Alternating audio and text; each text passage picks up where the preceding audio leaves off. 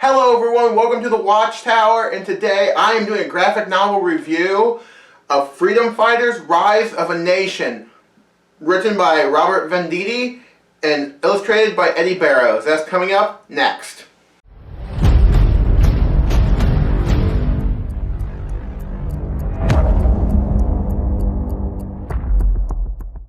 Alright everyone, like I was saying, today I'm doing a graphic novel review of Freedom Fighters: Rise of a Nation.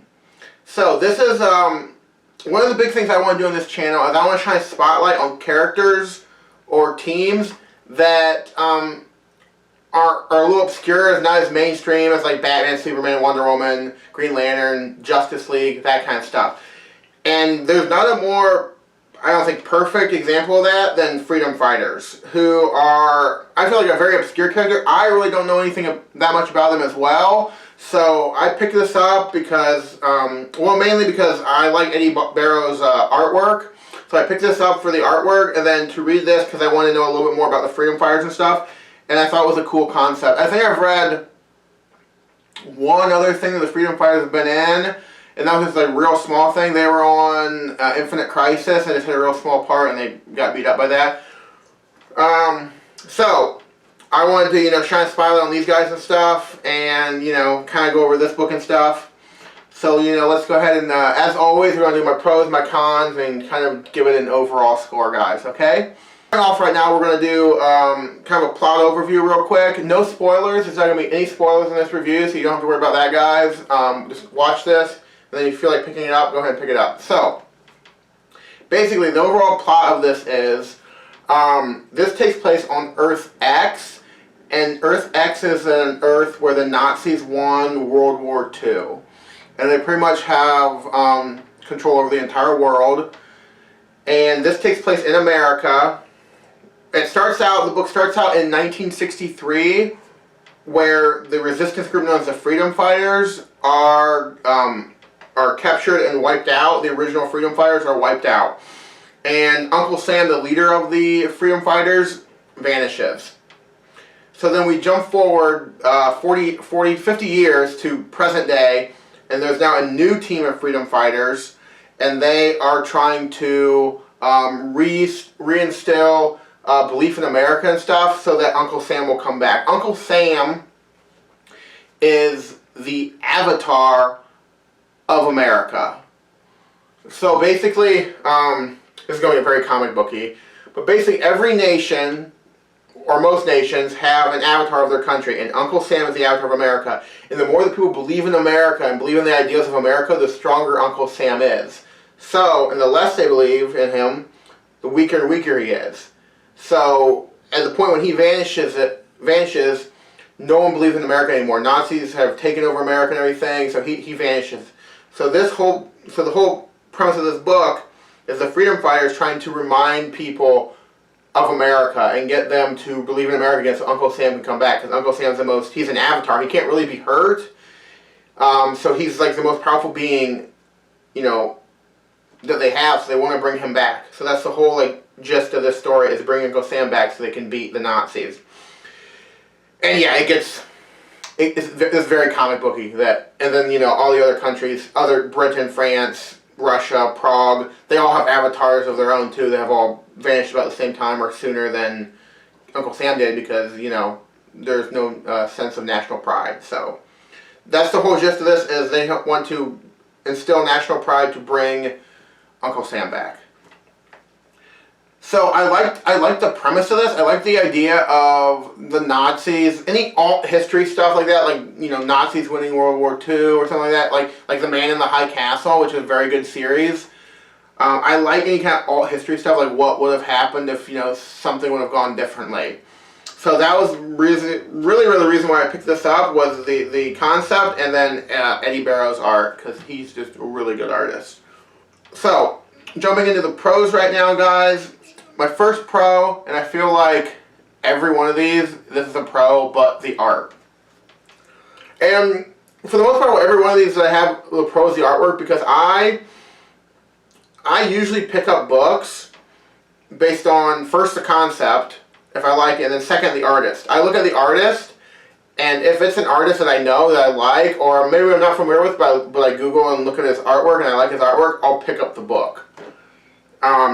Because comic books are a visual medium, and if I can't be drawn in with the artwork, the story is not going to do it for me. So the story is just a bonus on top for it. So, my first pro is the artwork. Eddie Barrows has been doing this for a really long time. He's drawn a lot of books for DC, and he's such a good artist. The detail is just so good in this. It's, it's that clean lines, super detailed pages. It can be gory at parts. It can be scary at parts. Big, bombastic, action, quiet, intimate moments. He can handle it all. His artwork is so good. I really like Eddie Barrows' artwork. And usually if there's a book and it has his artwork on it, I'm going to pick it up because I know it's going to be good. So, just really good. And then, the inks and everything on this, vibrant, all those bright colors, in the United States and everything, just so good. Really good with the art on that. So, my next pro is scary villains. So the villains in this are really creepy and scary. And I love the twist on taking familiar characters we know and twisting them so they're evil or they're Nazis. And giving this false hook. So the creepiest villains in this are the Plastic Men. 2 S's in that. So it's PLASSTIC. So SS. It was clever. These are, there's so many of these, but they're just people that, the Plastic Man formula, they just gave these to these regular guys and turned them into these dyed-in-the-wool Nazis now have this power. And they're so creepy. The stuff they do, they're kind of like infiltration units. They can look like other people. They can look like a door or a table or whatever, or look like someone else. So they're infiltration units. They hide in places, they gather up, and they're completely loyal to the Nazi idea.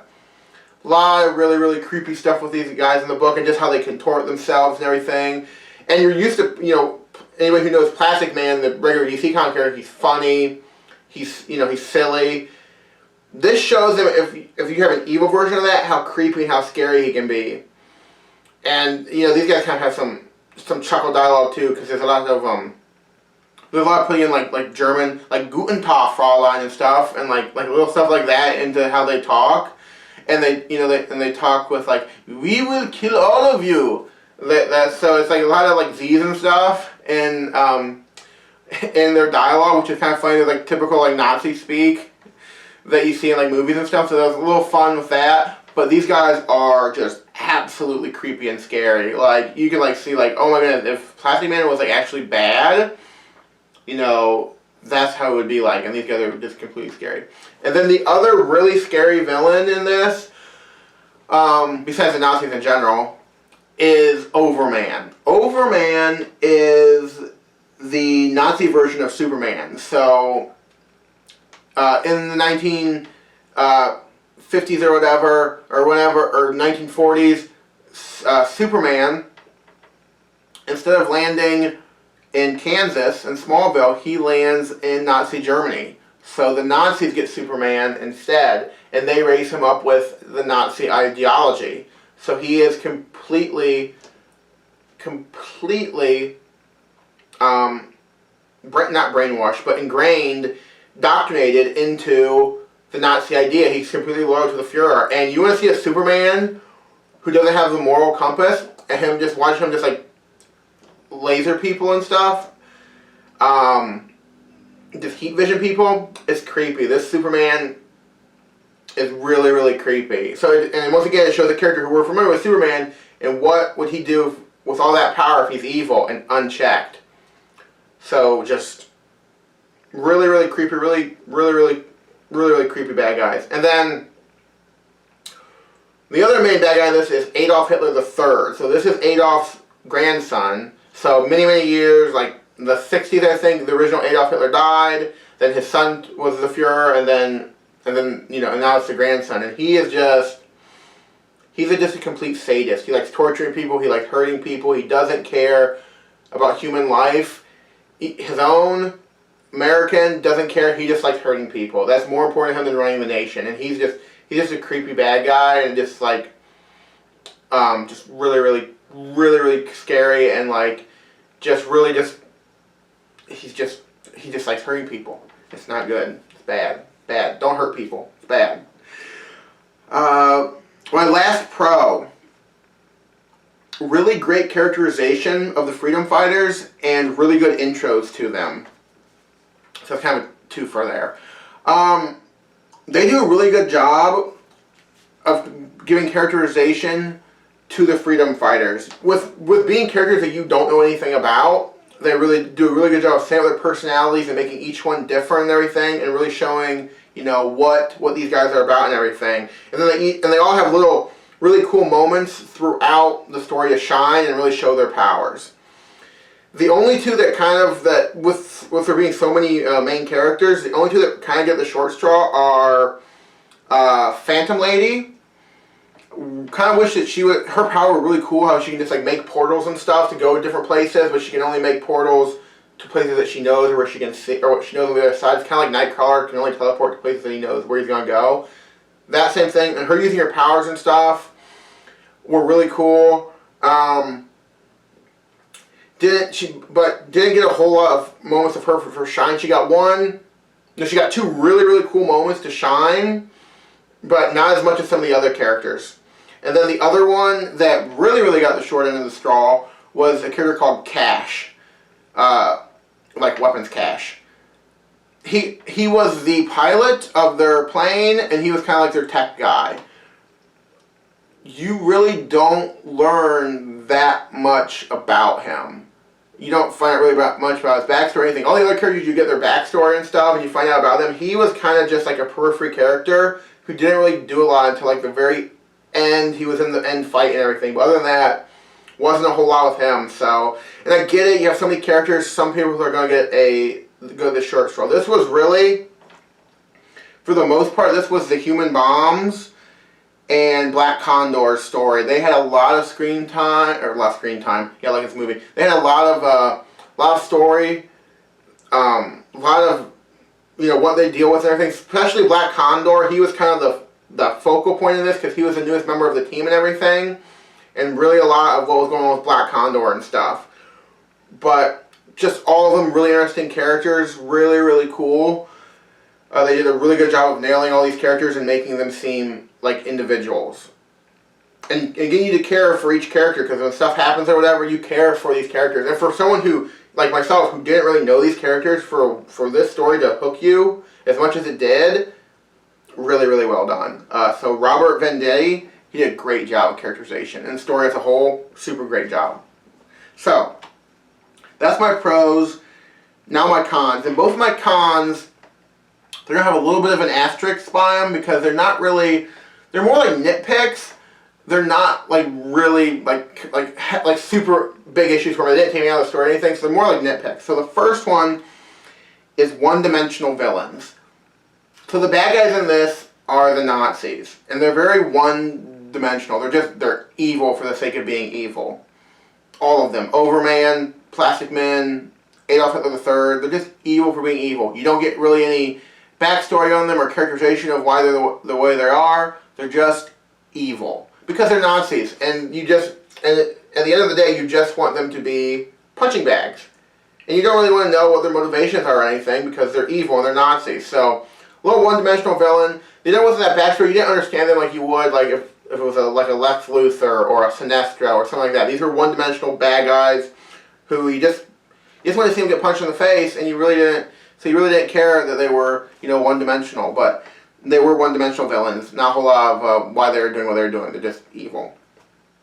And then my other con, and this again, asterisk beside it, is a predictable ending.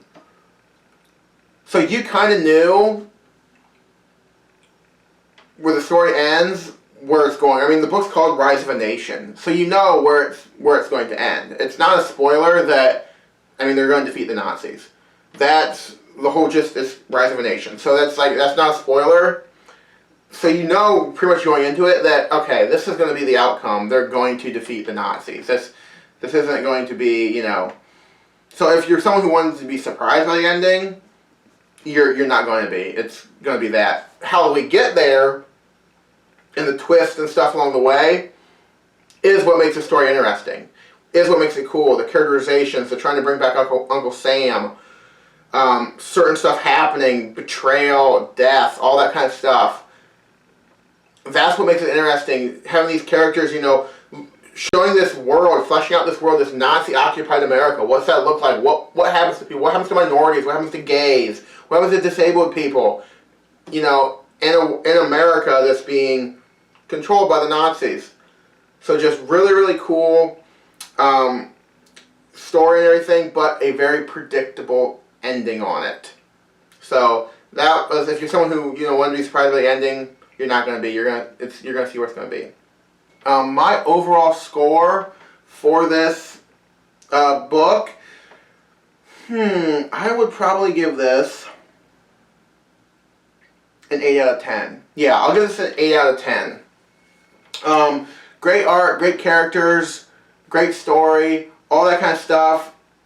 Is it necessary reading? No. You don't. This is a standalone book. You don't need to read this to understand anything else or whatever. This is a completely standalone maxi series. So you don't need this to understand anything else that happens in DC Comics. This is just a fun little individual story. But it's very, very good. And I really, really enjoyed it. So yeah, my score, 8 out of 10.